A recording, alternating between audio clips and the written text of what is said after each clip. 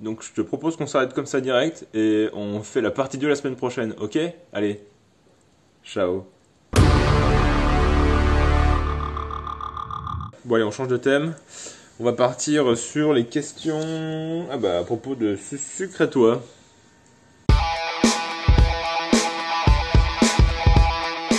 Alors, projet rénovation. Vous faites quoi dans la vie? Louis, c'est quoi le job de ce sucre? Christophe, toi et ce sucre, vous faites quoi comme métier dans la vie à part rénover des granges? Paul, quelles ont été vos formations, études, boulot, etc. pour en arriver là? Bref, pas mal de questions sur ce sucre, on dirait là. C'est con, j'aurais bien voulu qu'elle réponde elle-même. Face à la caméra, elle est pas trop habituée. Moi, j'ai mis un petit moment quand même avant de m'habituer à parler à mon téléphone seul dans une pièce. Et ben, le job de ce sucre, elle a préféré rester assez discrète par rapport à ça parce que il se trouve qu'elle a besoin d'un peu de confidentialité, elle n'a pas trop envie de mêler sa vie pro avec sa vie privée, malgré que sa vie privée est devenue à peu près publique grâce à cette chaîne.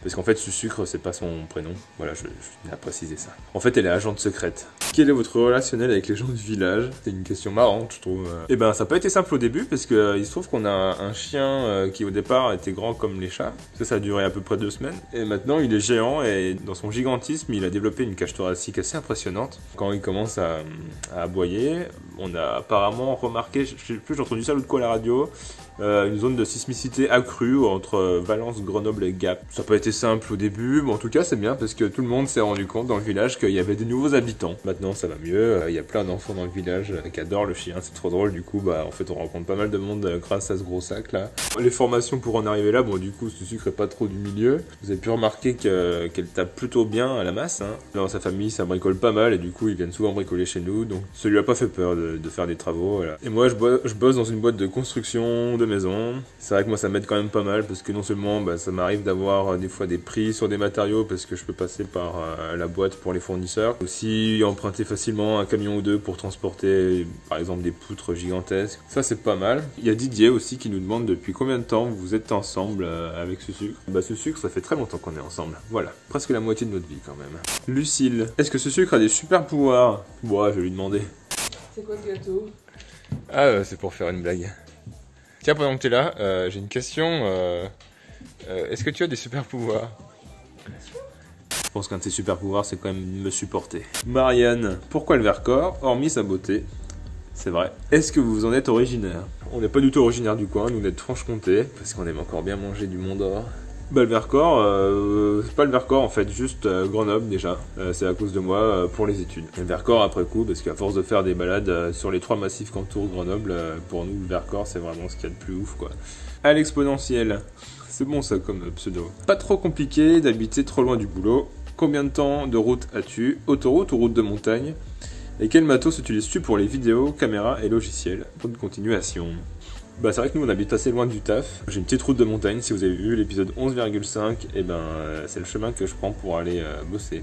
Et du coup 30 km aller, 35 minutes. Et quel matos pour les vidéos? Là je parle à mon téléphone portable. Et sinon j'ai des petites caméras type GoPro, dont une que m'a offert ce sucre pour Noël, je suis super content, celle-là elle est carrément classe. Et j'en ai racheté une petite dernièrement pour pas grand chose là. Et la deuxième du coup je l'ai achetée surtout pour pouvoir faire des timelapses sur du très long terme. Et je projette de filmer notre arbre qui est devant la maison, de filmer tout le printemps. Et du coup l'arbre qui se déploie au fur et à mesure. Donc je sais pas trop ce que ça va donner. Et le montage je le fais sur Final Cut Pro. Parce que je bosse sur Mac depuis un certain temps. Ensuite on a Benjamin qui a fait une enquête sur toi. Il est bon ce commentaire. Pourquoi ne pas avouer que tu ou vous êtes archi? Il pense que ce sucre est peut-être archi aussi, mais on a vu que non. Attends, suite de la question, parce qu'il avait une petite étoile à avouer. J'ai rapidement eu un doute, mais comme tu disais que vous n'étiez pas du métier dans les premières vidéos, j'en ai conclu que vous étiez juste très doué en plan, 3D, spatialisation et calcul thermique. Et puis la maquette d'archi exhumée dans un épisode a carrément relancé ma suspicion, corroborée par une fine enquête de 3 secondes sur LinkedIn. Ça c'est bon ça. Et le flair tout simplement, rien d'inquisiteur dans ma question.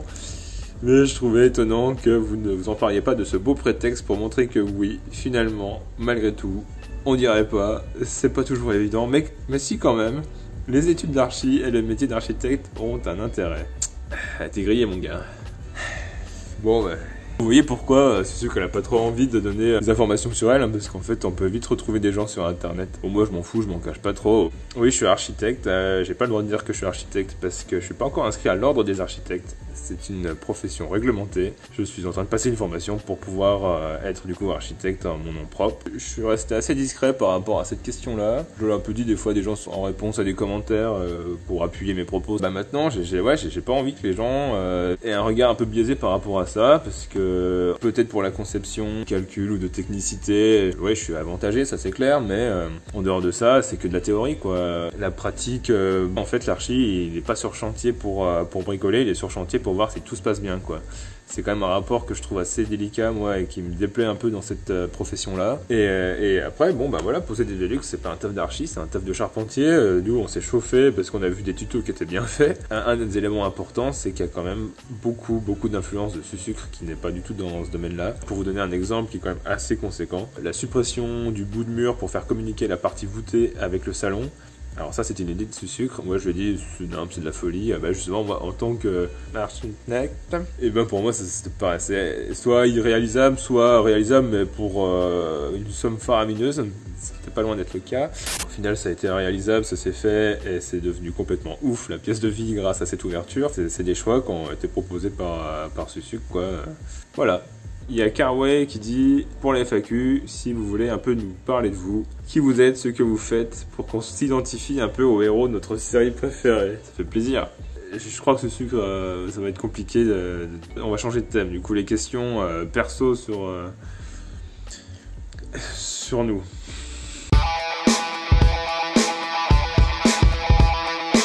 Tiens, bah il y a Cynthia. Si tu te présentes en 3 exemplaires, c'est parce que tu as 3 personnalités. Ça parle de vous, les gars. Au départ, j'avais fait un gars un peu maléfique, là, qu'on voit que derrière l'écran, là. Et pour contrebalancer, un autre personnage, un peu plus soft, quoi, un peu plus faible. Et je me disais, bon, bah, comme ça me fera une partie de moi qui est méchante, une partie de moi qui est gentille et fébrile. Et au final, bah, ce deuxième personnage, je l'ai pas fait. Bah, ça s'est terminé par toi. Alors, en fait, toi, tu me sers uniquement à établir des dialogues pour rendre mes explications moins chiantes. Bah, ça fait plaisir.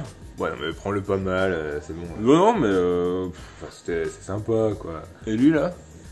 Bah, le futur propriétaire, oui, je me suis dit que ça pouvait être marrant d'imaginer comment quelqu'un qui viendrait à l'avenir poursuivre un peu le truc de notre maison, comment il réagirait par rapport à tout ce qu'on a fait, quoi, toute notre rénovation. D'une certaine manière aussi, ça me permet d'essayer de prendre un peu de recul par rapport aux choses.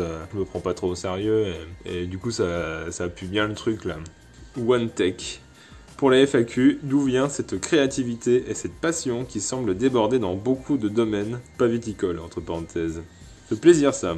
Bon, bah, ça va être l'instant un peu chiant où tu vas raconter ta vie, quoi. Bon, bah oui, des passions, ouais, j'en ai un petit paquet, ouais. Mais ça remonte à loin. Faut pas hésiter à passer, là. En fait, j'ai toujours voulu être archi, et j'y suis pas arrivé facilement. Du coup, ça m'a permis de découvrir plein de trucs. Là, c'était pour faire court. Et j'ai un souvenir, quand j'étais petit, on était partis en vacances avec les parents, et j'ai découvert la basilique Saint-Pierre de Rome. Avec ses colonnades, ses détails architecturaux, ses sculptures, ses voûtes et cette coupole, quoi. Et tout ce volume impressionnant de lumière, de peinture au plafond. Une telle composition artistique qui relie tout plein de corps de métier et de savoir-faire. C'est là que je me suis dit que c'était vraiment ça que je voulais faire plus tard. Architecte, Architecte, ouais. Je crois qu'il a pas le droit de dire qu'il est archi s'il est pas inscrit à l'ordre, en fait. Oui, voilà. Me trompe-je? Vous avez dû voir aussi passer, ceux qui ont regardé un peu la chaîne, des vidéos de piano. Faut dire aussi que j'ai une passion qui prend beaucoup de place dans ma vie, c'est la musique. J'ai commencé assez tôt, et après ça m'a un peu saoulé la musique classique, alors je me suis mis à faire de la batterie, parce que je voulais jouer du métal un peu vénère. C'est pour ça que j'ai encore un peu les cheveux longs. Et finalement, je me suis remis au piano, et je me suis fait un gros kiff avec mon bon vieux Julius. Donc lui, j'ai quand même hâte de le ramener à la maison. Ça fait pour moi clairement partie du programme de travaux. C'est aussi pour ça, je pense qu'il y a un peu de rythme dans les vidéos, parce que j'aime bien caler au tempo toutes les images, d'essayer de faire des montages dynamiques. Faut pas trop qu'on s'ennuie, et je trouve que déjà en un quart d'heure de vidéo que le dure maintenant, je trouve que c'est déjà bien assez long, et aussi dans la bonne humeur. Et ça, je pense sincèrement parce que j'ai la chance de faire le travail que j'ai toujours voulu faire. Pour être archi, en fait, il faut être bon à l'école, sinon on n'est pas pris sur dossier. J'étais un peu dans la merde du coup. Donc j'ai trouvé un petit substitut. Je suis allé faire 3 années aux Beaux-Arts à Besançon. C'est une école géniale. J'ai passé 3 super années là-bas. Enfin, franchement, c'était trop cool. Je garde des souvenirs de ouf. Et notamment la 3e année, qui a un peu changé ma vie. Ça c'est l'année où tu vas rencontrer Sucre. Non, ça c'était déjà fait avant. Ça. Ah. Formation pour moi où j'ai découvert beaucoup de choses. C'est là où j'ai appris à faire des montages vidéo, le dessin à fond, l'aquarelle, des maquettes en carton avec la découpe laser, enfin plein de choses quoi. Ça a clairement enrichi toutes mes passions. Et la troisième année du coup, il faut produire assez de travail pour pouvoir soutenir un diplôme à la fin de l'année. J'ai trouvé un truc pour être sûr de pas m'ennuyer une seule seconde. J'ai inventé une ville qui n'existe pas, mais dans un endroit qui existe.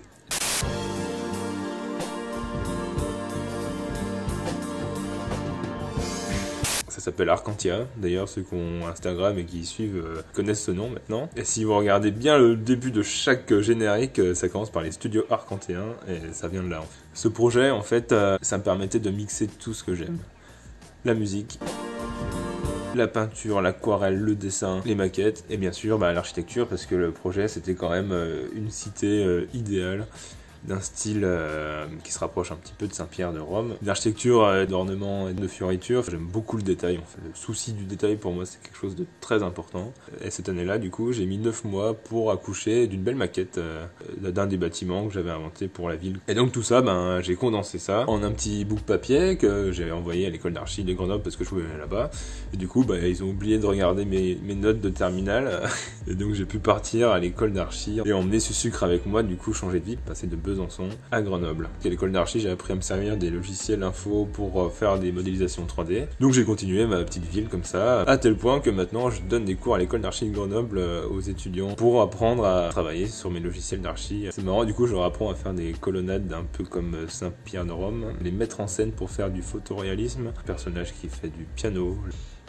Voilà, il y a un truc... peut-être un peu perso qui ressort à travers cela, mais le tout dans la bonne humeur. Et pour répondre du coup à la question des formations là, j'étais dans un master très spécialisé à l'école d'archi, on avait pas mal d'expérimentation de chantier. Finalement à force d'avancer et de tester des trucs, de me rendre compte qu'en fait la bricole c'est pas si insurmontable que ça, et ça m'a grave chauffé. Donc j'étais tellement chaud qu'à la fin j'ai fait une super pergola là, sur la terrasse à Grenoble là. Voilà, j'étais surchaud et là je me suis dit bon j'ai réussi à faire ça, là cette fois maintenant, pas de problème, on peut rénover une maison de fond en comble.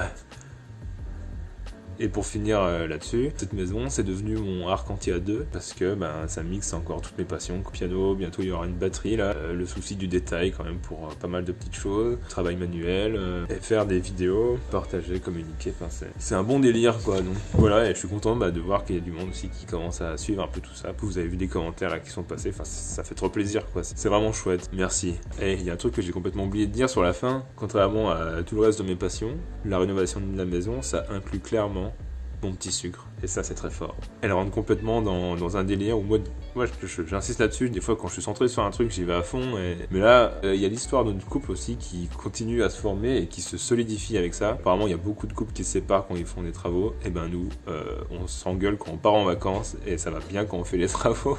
Ce sucre, même si elle n'a pas du tout du métier, elle a bien pris les rênes du truc, c'est vraiment une histoire qu'on partage maintenant les deux, et j'en suis vraiment content. Et je suis impressionné aussi par la puissance de cette femme. Quelle nana. Je crois que je la kiffe en fait.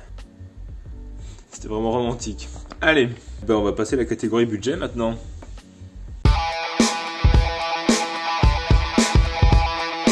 Quentin qui nous demande quel est ton budget entre achat de la maison et coût de rénovation, et quelle taille fait ta barbe. On a Kogi aussi, tu marques à la fin de pourcent de budget des travaux, c'est le budget selon l'achat initial de la maison ou le budget selon l'enveloppe totale dont vous disposez. Damien, budget maison et budget travaux, vous êtes-vous fixé un délai de travaux?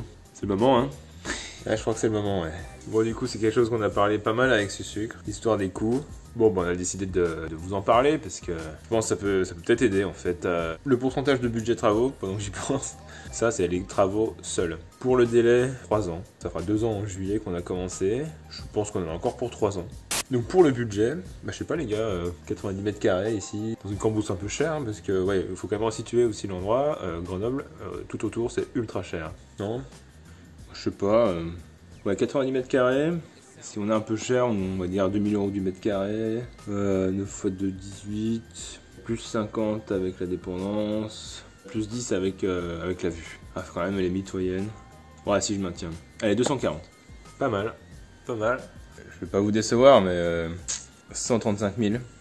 Comment ça, 135? C'est le prix que je l'ai acheté, votre maison. Ah bah oui, mais je suis désolé, mais Bon, entre-temps, il y a le projet d'autoroute qui a repris, et du coup, elle passe juste à côté. C'est un petit peu perdu en valeur, quoi. Parce que je m'en fous, j'ai pas prévu de la revendre cette maison, c'est sûr que non plus. En vérité, la maison, 199, dont 7000 € de meubles, parce qu'on l'a acheté meublé. Dans les meubles, la casquette champion en fait partie.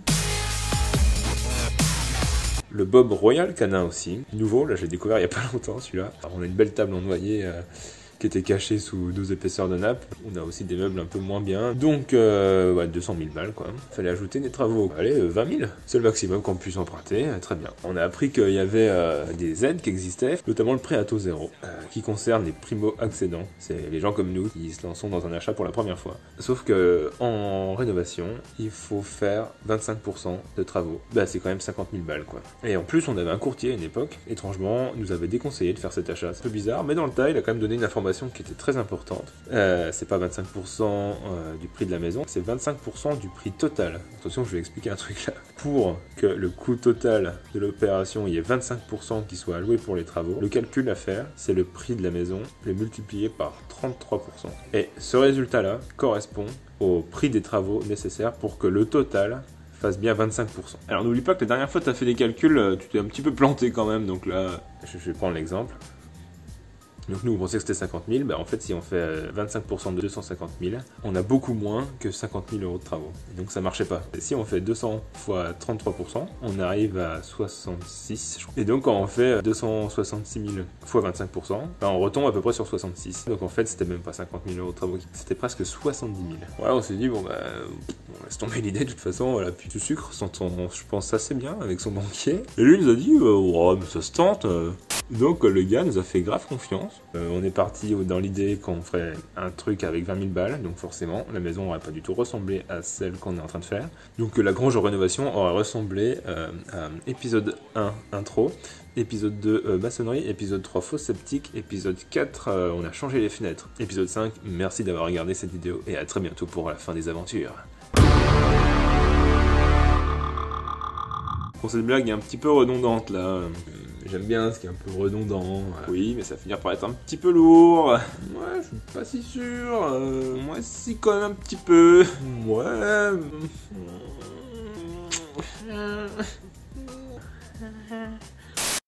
Donc au final, on a un peu moins de 70 000 € pour faire ces travaux. Ce qui, en soi, pour nous semblait énorme. Ce qui, pour la rénovation qu'on est en train de faire, est bien faible. C'est pour ça qu'on fait énormément de choses nous-mêmes. Les 3 postes qu'on n'a pas fait faire nous-mêmes, ça a plombé complètement le budget, quoi. Maçonnerie, fenêtre et poêle. Bah ça, on avait 50% du prêt qui sont partis juste pour ces 3 postes-là. Voilà, bah je pense qu'on a répondu à la question du budget, non, un peu.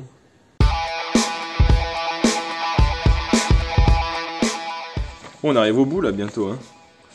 Combien pèse le stash? Bon, ce gros sac là, combien qu'il pèse?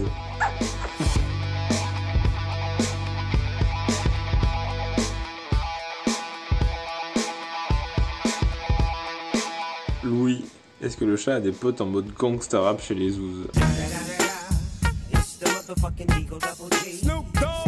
Miss Lily, qu'est-ce qu'il a eu le chat? J'espère que tout va mieux. Je sais pas si on le voit à la caméra là. Oh petit chat. Je crois qu'il va mieux ce grand garçon. Petit chat il a un bon petit problème là quand même. Il est un peu cardiaque le coco. Bref, il a un traitement à vie. On lui sert de la cocaïne matin et soir. Ouf, vous pourriez le cloner lui aussi et m'envoyer un exemplaire. Oh non, un petit chat par contre il est unique, hein, on le garde pour nous. Par contre je veux bien vous envoyer un clone du futur propriétaire.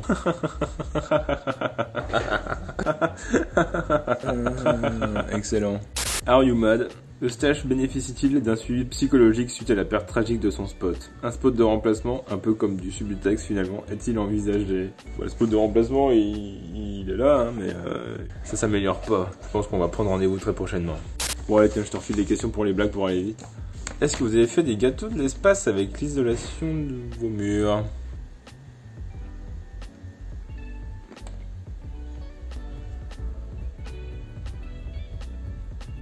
Dame didamisme. Depuis quand portes-tu la barbe? Combien de temps aura-t-il fallu pour qu'elle atteigne cette longueur? Je plaisante. Et bah ça fait quand même depuis un certain temps et Sucre me connaissait sans barbe. One take. Est-ce que le futur propriétaire a aussi un chien perché? Bah je sais pas, qu'est-ce que t'en dis?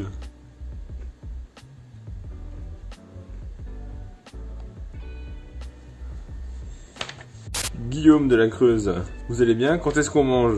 Bah écoute, ça va. Et bah là, je crois qu'on a fini le plat. Projet rénovation. Combien vous êtes en vrai? J'arrive plus à suivre entre le gars qui squatte ton canapé, le futur proprio bloqué à l'extérieur, le gars qui s'occupe du plafond, et celui qui fait les montages sur largué là. Maintenant, on va dire qu'on est 3. Hein. Il y a le futur propriétaire et un mec qui me ressemble là. Ok. Qu'est-ce qu'il y a donc tiens, une question sur le mode. Non, bah, je crois qu'on a terminé. Ok, bah écoutez, j'espère que ça n'a pas été trop long, je pense que clairement si. Et ben on se revoit dans l'épisode 21 où on va parler de la mezzanine. A bientôt pour de nouvelles aventures. Stay connected. Ciao.